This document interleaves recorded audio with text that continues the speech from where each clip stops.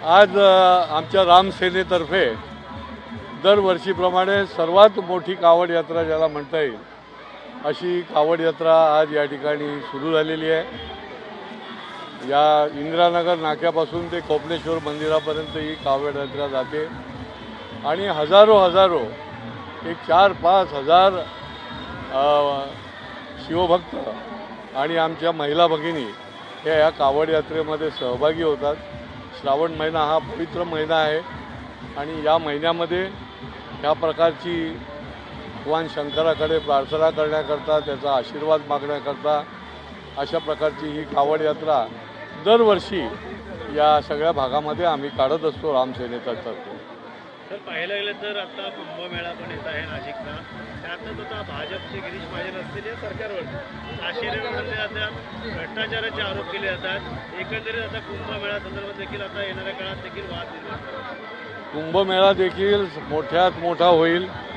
शेवटी या देशामध्ये जी जनता आहे ते सगळे भक्त आहेत। कुंभमेळा हे काय आजची गोष्ट नाही आणि त्याच्यामुळे किती चुकीचा नरेटिव्ह करण्याचा प्रयत्न केला तरी त्याचा काही उपयोग होणार नाही।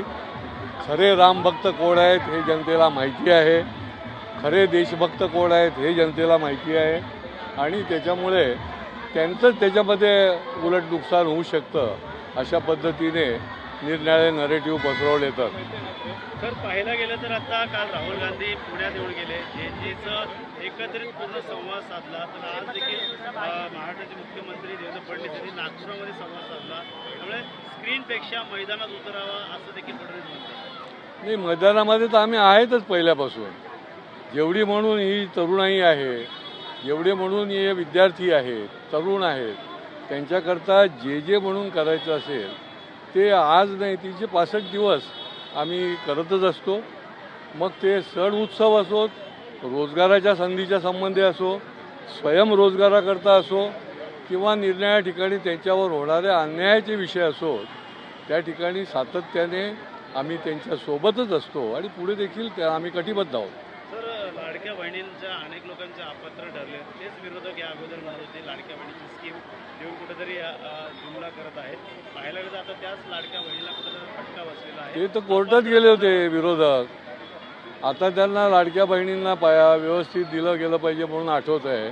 केवढा विरोध हो की हे होणार नाही, हे निवडणुकीचा पूर्ती आहे। अहो, निवडणूक कधीच संपली तरी देखील चालू आहे। 80 कोटी लोकांना धान्य योजना जी आहे मोफत धान्य ती पण चालू आहे। त्याच्यामुळे लोकांना योग्य पद्धतीने नियोजनबद्ध हे काम चालू आहे।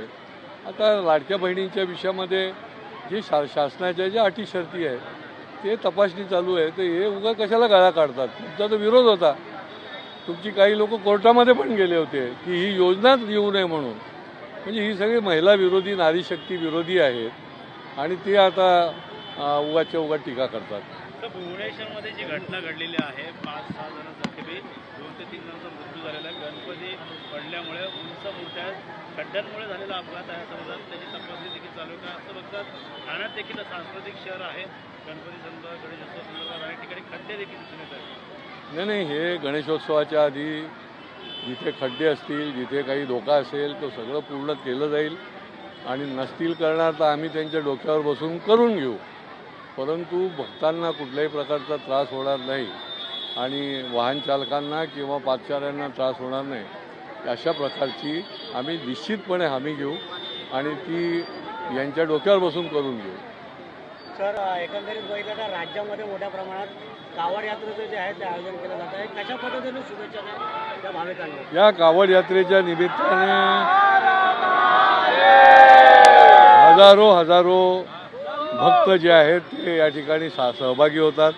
आज देखील या रामसेनेच्या आमच्या संघटनेच्या माध्यमातून ही कावड यात्रा दरवर्षीप्रमाणे निघाली आहे आणि शेवटी शिवभक्ती आहे।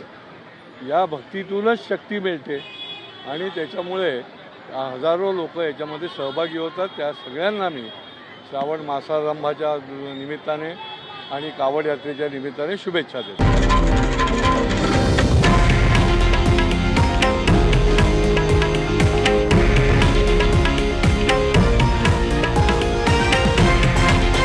हे आहे देशातील नंबर 1 न्यूज नेटवर्क आणि आपण पाहत आहात TV9 मराठी, एकमेव.